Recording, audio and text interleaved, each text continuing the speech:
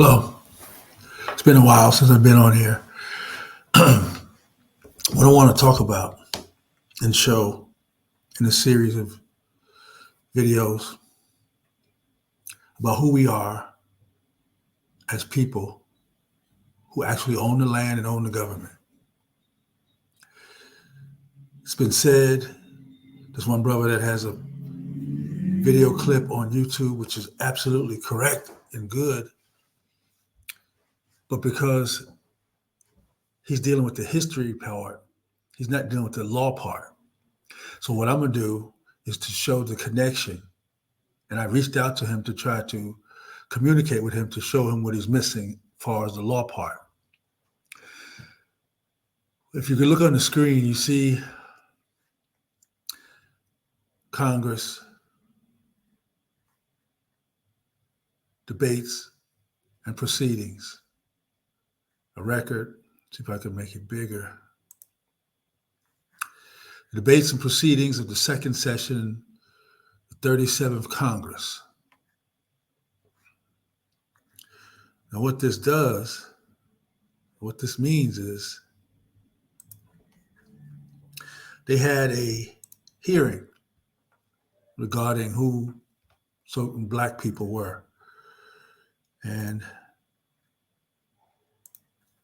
in this session,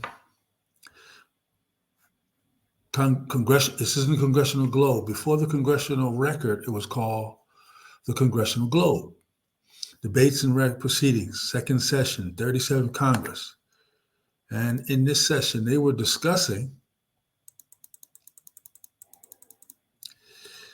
what to do with African slavery. See, Congressional Globe, page 1643, 1862. And the people that's important to speaking is here, Mr. Cradlebar. Mr. Chairman, I regret very much that the House has concluded to close debates upon the pending bill in 1 minute after I have obtained the floor for the first time since I have been here. My regret grows out of the fact, not that what I might say would be in opposition to the bill as it is presented here before the committee, but because in my view, it not perfect and complete. It does not cover the subject matter that it was intended to meet. I cannot see why. And then it says here, the hammer fell amid much laughter. The 1 minute allowed for the debate having expired. The clerk proceeded to read the bill, the second by sections for amendments. And then Mr. Cradlebar says, Mr. Cradlebar, I move to amend the first section so as to make it apply to persons of Anglo-Saxon race and to extend it to the territories. The bill now before the committee does not cover the entire subject matter, which it should cover. If I understand it, it applies only to persons of African descent in the District of Columbia.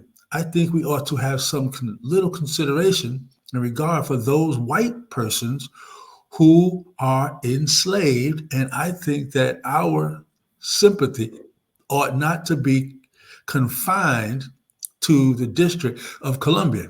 I think that while we have territories in the Union where white slavery exists, we should not restrict the operation of this bill to the District of Columbia. And then Mr. Stevens says, Mr. Chairman, I cannot very well understand what is going on. I understand that the gentleman's amendment refers to the territories. If so, I make point of order that it is not germane to a bill relative to the District of Columbia. Then the chairman says, the point of order comes too late. The gentleman should have made it before. Mr. Stevens says, I could not hear what it was. And then the chairman says, the chair regrets that exceedingly. Then Mr. Cradlebar says, all I ask is to have time allowed me to show to this House a system of white slavery to which the system of African slavery in the District of Columbia bears no comparison.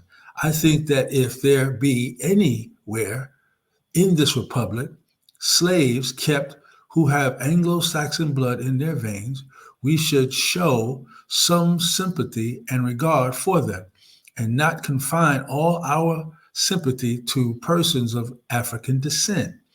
If therefore I can have time given me, and then it says here the hammer fell, bam, bam, bam. Mr. Lovejoy says, I wish to say in the way opposition to the amendment of the gentleman that it is not timely and appropriate. There will probably be a bill brought before the House to strangle this other twin relic to which the gentleman refers, but that is not the point now before the House. I therefore oppose the amendment. And then Mr. Cradobar says, Mr. Cradobar amendment was rejected. So what we're looking at here is a congressional hearing that they voted to do away with African slavery, but to keep white slavery. All right, you see that. All right, let's see. We're going to do this now.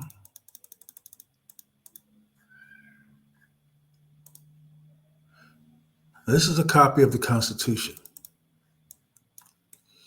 Constitution of the United States. It says, we the people of the United States, in order to form a more perfect union, establish justice, ensure domestic tranquility, provide for the common defense, promote the general welfare, and secure the blessings of liberty to ourselves and our posterity, do ordain and establish this Constitution for the United States of America. Now, in the preamble, we the people of the United States. There's a comma right there.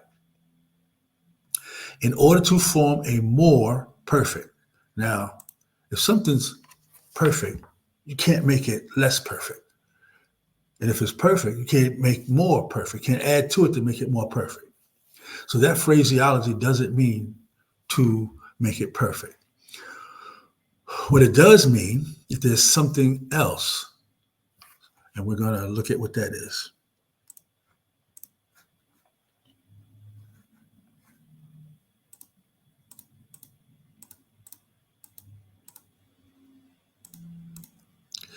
This book, Nature Knows No Color Line, by J.A. Rogers. On page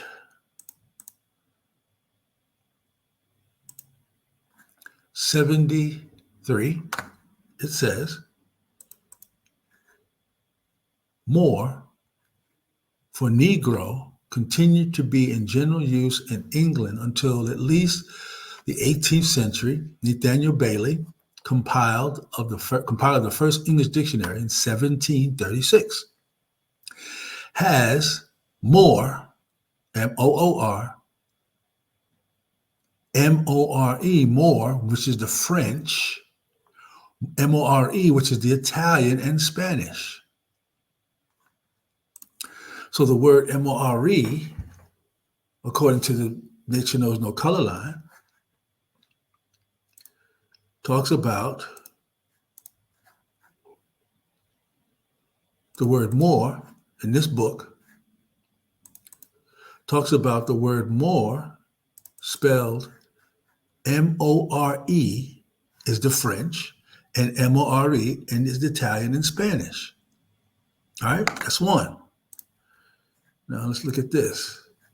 In this book here, dictionary, etymology, the origins of American English words and phrases.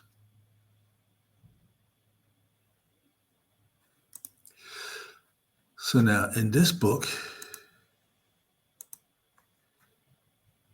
this phraseology here, let me see if I can pull it over here. Okay.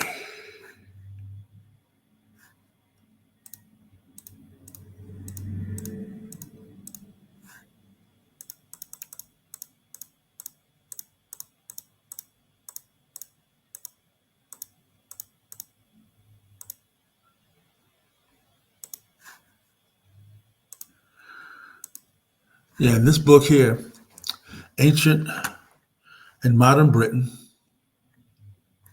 it's volume 1 by David McRitchie. He goes in to say here that Jameson, in his Scottish dictionary, says of the word morave, defined by him as black, swarthy, resembling a Moor, unquote. This word has certainly been used in Old English as Cotgrave, gives it as the sense of French, M-O-R-E. It is probably a contraction of the Latin Mauritanus, a Moor. It would perhaps be more correct to say that the Latin Mori, Mauritanus, and Mortis are extensions of Moor. So in that book, Ancient and Modern Britain, it talks about, or it says, verifies, this book here talks about the word M-O-R-E is the French spelling. So you got two books. This one, Ancient and Modern Britain, volume 1, and Nature Knows No Color Line, both talking about the word M-O-R-E is the French spelling for Moor. All right. Now, in this book, I'm going to show you the definition of this book.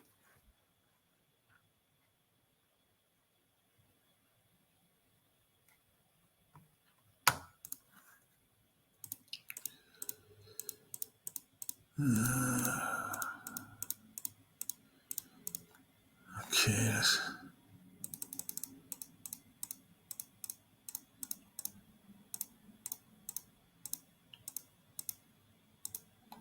All right. Let's see. I need to remove that.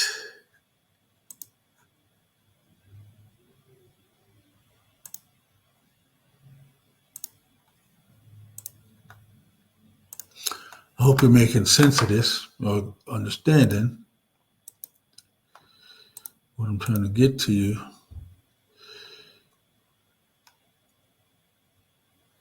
Let's see. That's not going to allow me to do that.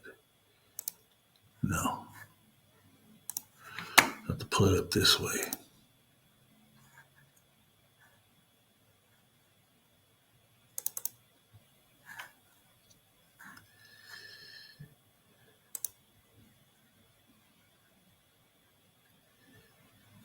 Yeah. All right. Should be able to, let's see.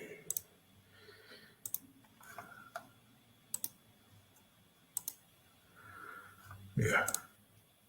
All right.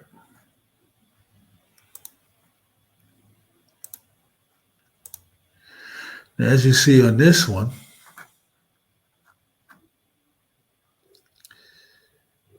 it says,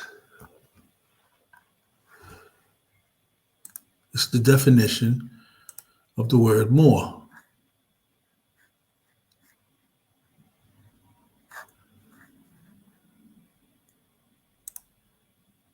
And it says, let's see if you can still see it. Yeah, there it is. All right. It says, Moor.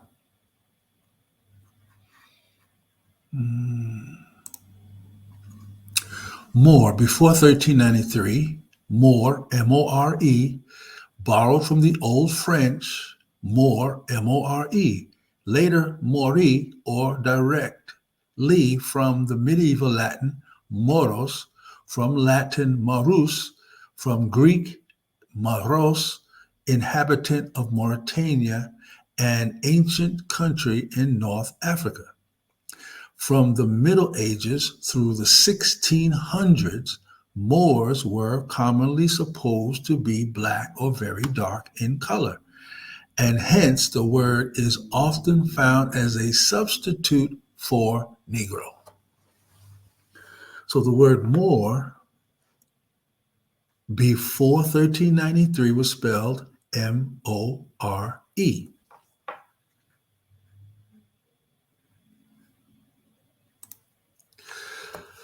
So, recap. In the Constitution, it talks about,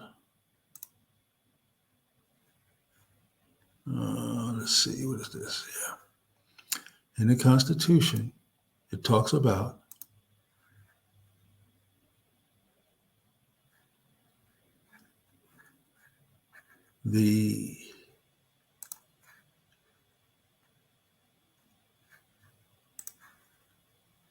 let's see. Yeah.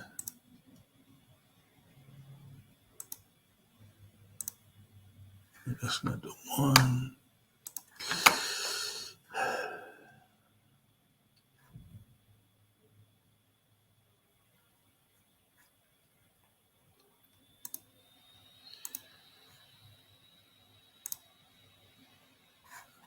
Again, I'm just real quick. Moor, 1393, M-O-R-E. Borrowed from the Old French, M-O-R-E. All right? So now,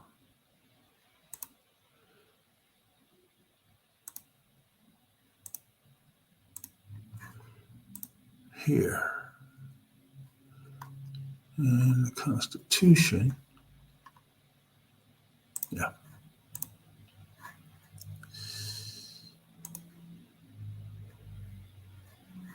And it says here,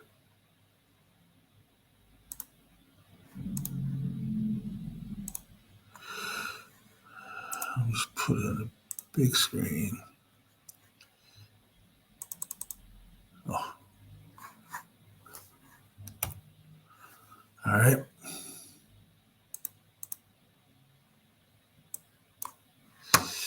Constitution. We the people of the United States, in order to form a more perfect.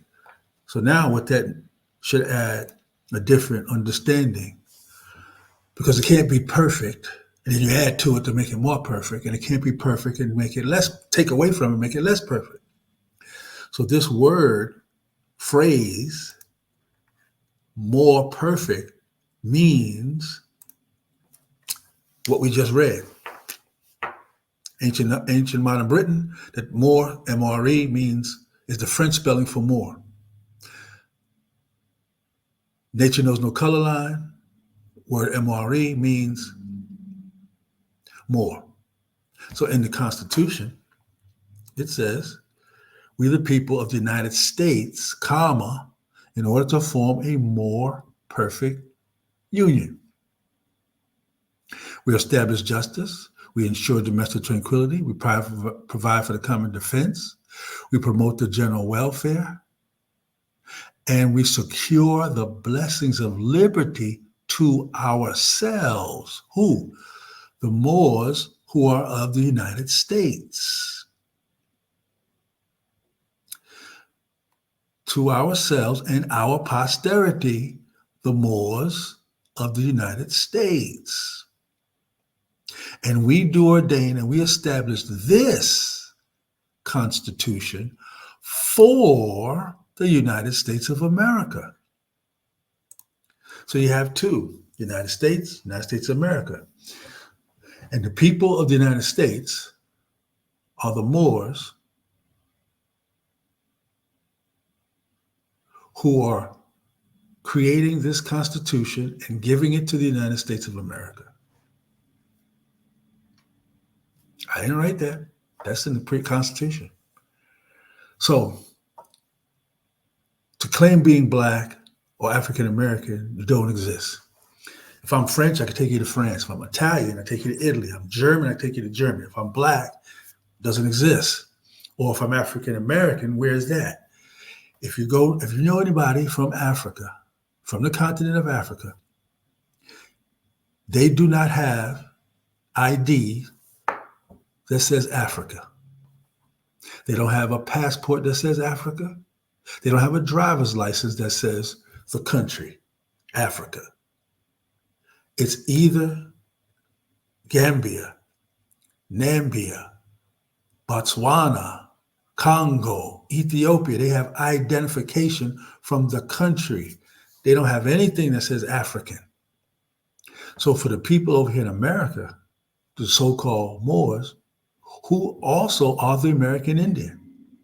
And I'm going to show you that.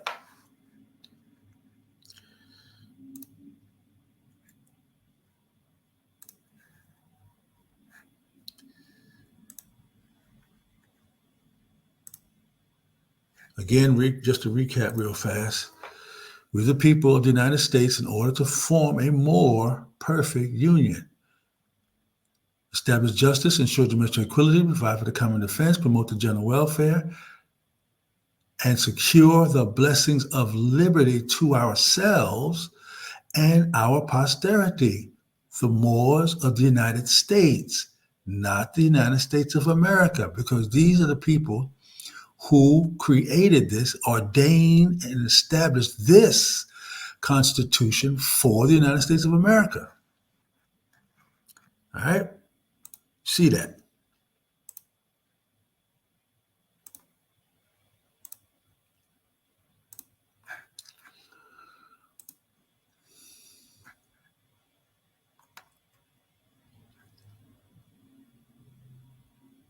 Now, let me show you this.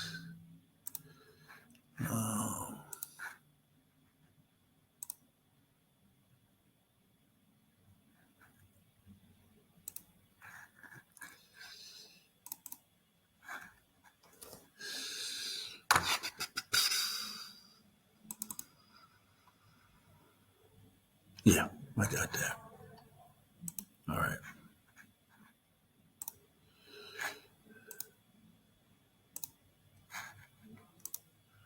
Okay, what you're looking at is Title IV, Flag and Seal, Seat of Government, and the States. All right? On page 865, under Title IV, it says this. It's explaining the dimensions of the flag. It says the exterior dimensions of each Union Jack and each star on the flag is called a Union Jack. All right? So the exterior dimensions of each Union Jack or star, the exterior dimensions of each Union Jack is the flag itself. The entire flag of the United States is called a Union Jack. So the exterior dimensions of each Union Jack manufactured, made, or purchased for executive agencies shall equal the respective exterior dimensions of the union of a flag of a size authorized by or pursuant to this order. The size of the Union Jack flown, entire flag, with the national flag shall be the same as the size of the union of that national flag. So the question is,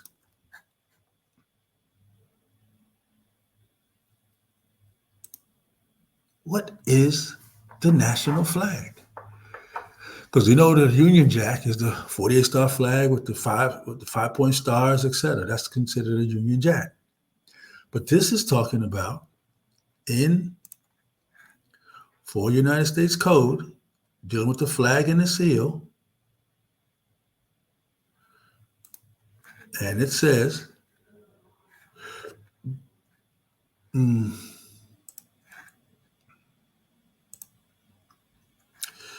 Title IV, you can go look it up. And go to section 23. See, it says 23? And you just read it. It'll tell you the exterior dimensions, each of the Union Jack, which is the entire flag, or purchased for executive agencies, shall equal the respective exterior dimensions of the union of a flag of a size authorized by or purchased to this order. The size or Union Jack flown, the flag itself, with the national flag shall be the same as the size of the union of that national flag. So the question is, what is the national flag? All right. Let's see. See if I can pull these up.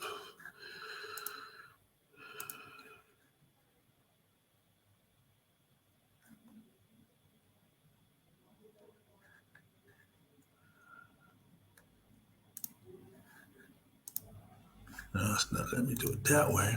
All right.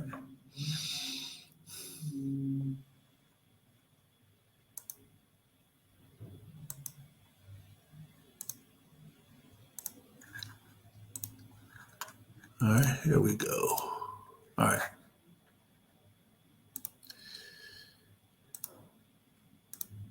So you see this flag. All right.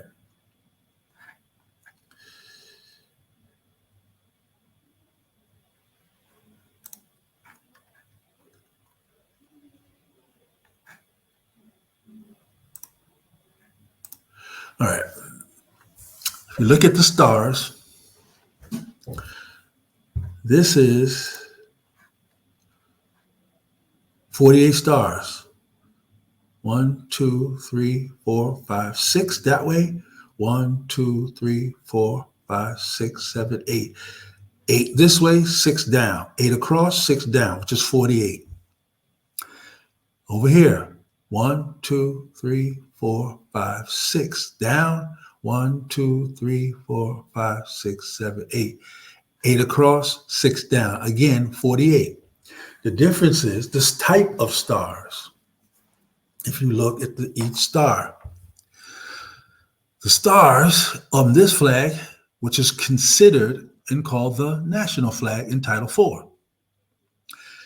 This is the Union Jack, and this is the 48 star flag, but it has 5-point stars.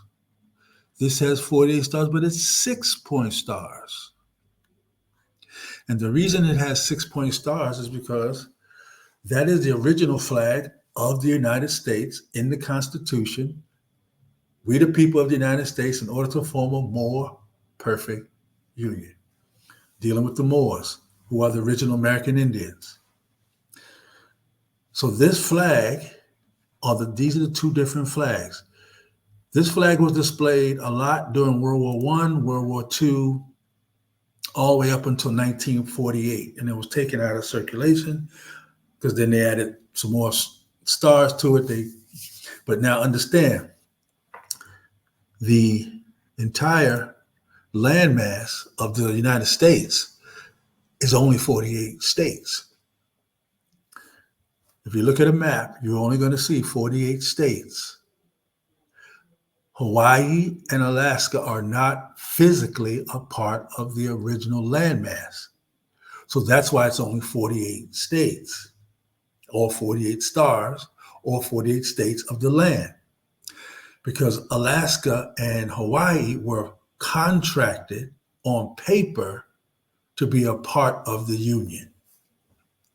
They're not part of the physical landmass.